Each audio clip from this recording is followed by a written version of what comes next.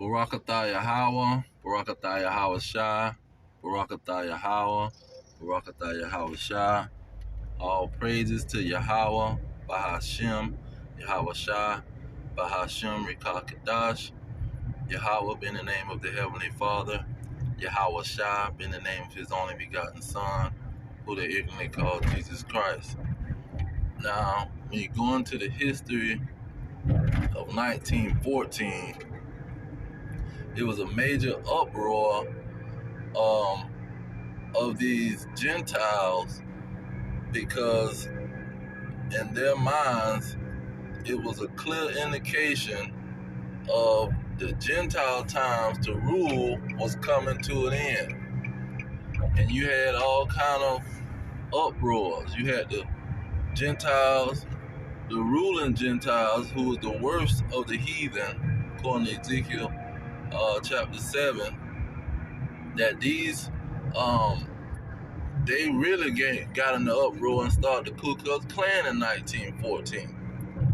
You had Margaret Sanger, that was a part of the Ku Klux Klan, said we need to exterminate these people.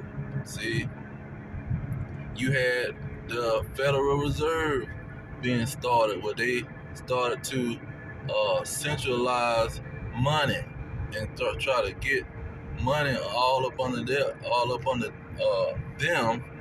You had to go through them to get to buying and selling. Let's see, you had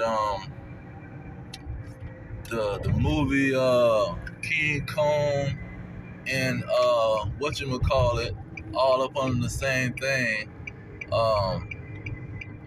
King Kong and Jack Johnson, who was beating these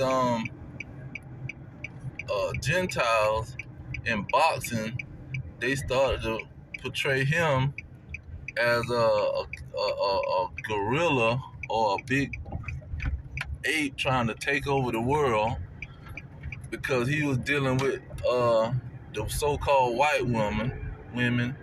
He was dealing with them, and they trying to use him as an example of these people was trying to take over the world.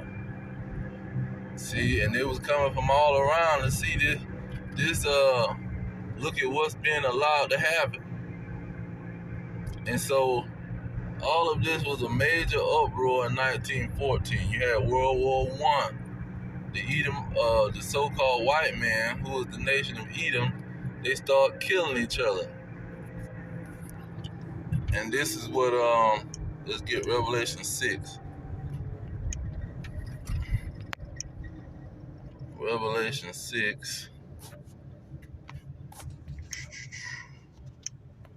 6 and 4, it says, and there went out another horse that was red, and power was given to him that sat thereon to take peace from the earth. See, that go World War I. And that they should kill one another, and there was given unto him a great sword. So this is how they was dealing in World War I, 1914, and General Patton, he started to win the war with those tanks, and how he knew how to maneuver the tanks against the enemy. But they ended the war on so-called Christmas. So, you know, they became friends and celebrated Christmas together. That was the craziest thing in the world. But show you how these Edomites, they was in an uproar, and all the other nations was right along with them, because they had a so-called League of Nations at the time. And so all of this was going on when you had the Israelites in Harlem, New York, having and not just the Israelites knowing that there was Israelites. You had the Israelites that didn't know there was Israelites having a renaissance. You had the Harlem Renaissance going on. See, you had the Wall Street, Black Wall Street in Tulsa, Oklahoma. You had Durham, North Carolina, where they was having major businesses, and they was doing community, they was unifying and prospering. So these elites, they was really in an uproar trying to figure out what was going on. Now you're going to what is it, Ezekiel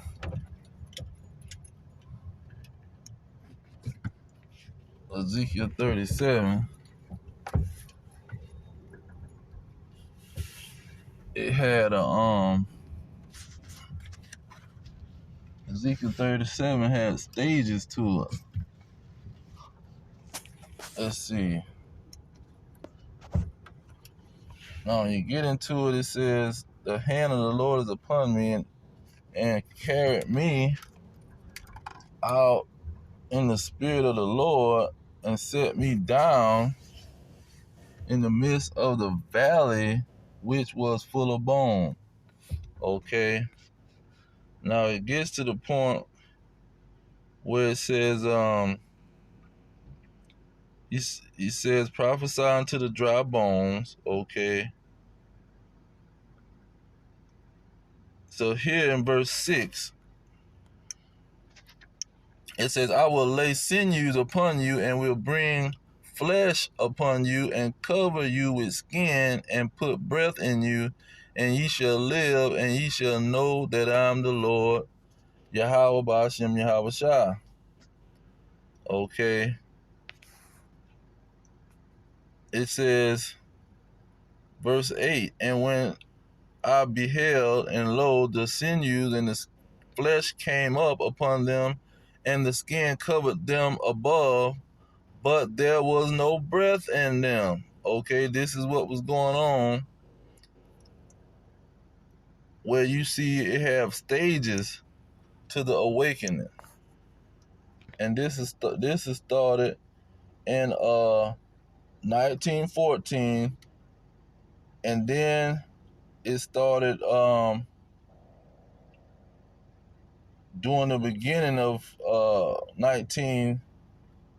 1960s, when they started to get that breath, because it started in 1969. They got the breath in 1969, but during 1914, that was the flesh.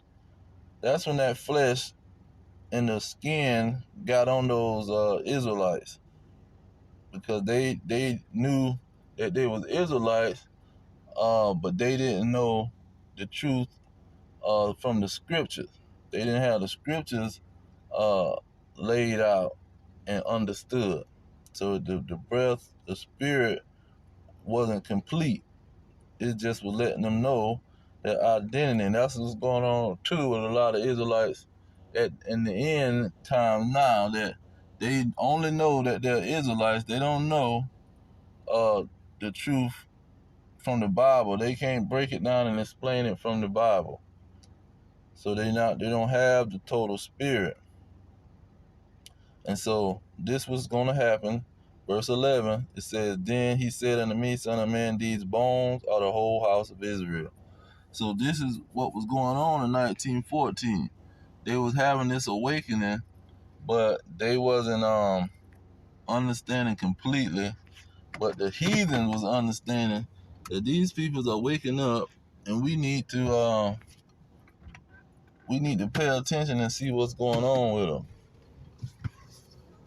Okay, because they starting to wake up, and they starting to realize that they're Israelites. And this is what another thing. This is what Joel was talking about. Joel 27 and 28. I'm gonna start with 28. Joel chapter 2. It says, and it shall come to pass afterwards, meaning in the last days, that I will pour out my spirit upon all flesh, and your sons and your daughters shall prophesy, your old men shall dream dreams, and your young men shall see vision. See, we see the total vision now in the last days. Now they prophesied and they seen that they was Israelites, back in 1914, but they didn't see the whole vision because it was for the end time. Let me get that. The vision was for the last part of the days. Let's see, Habakkuk 2 and 3. It says, "For the vision is yet for an appointed time, but at the end it shall speak and not lie. Though it tarry, wait for it, because it will surely come. It will not tarry." Okay, so it was tarrying. They start to see the vision, and then it seemed like it started to tarry. But in 1969, it came all the way. It started to become clear because they started searching the scriptures and getting the true understanding. Now, let's see here. You had Daniel bring this out too. It says, "But thou, O Daniel, shut up the words and seal the book, even to the time of the end. Many shall run to and fro, and knowledge shall be increased." Okay, because this is what was going on. The knowledge was increasing. It says, verse 9, "And he said, Go your way, Daniel, for the words are closed up and sealed till the time of the end." And so they didn't get a clear vision of this. They didn't get a clear vision until the end. Now it talks about this in Proverbs 4 and 18, and this is what the Jehovah Witnesses like to use, but they don't understand what it's talking about. It says, "But the path of the just is like the shining light." Okay, so when that vision is the path that the Israelites was going to have to go on, but the light was going to start to do what?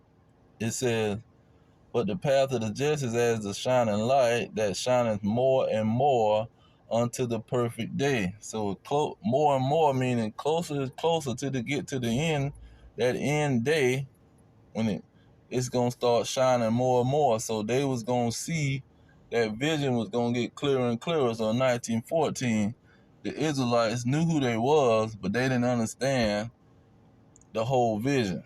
Then in 1969, it got even more brighter, and they understood from the scriptures, but they didn't understand all of it. That's why Paul said, "I prophesy in part," because the vision wasn't all the way clear.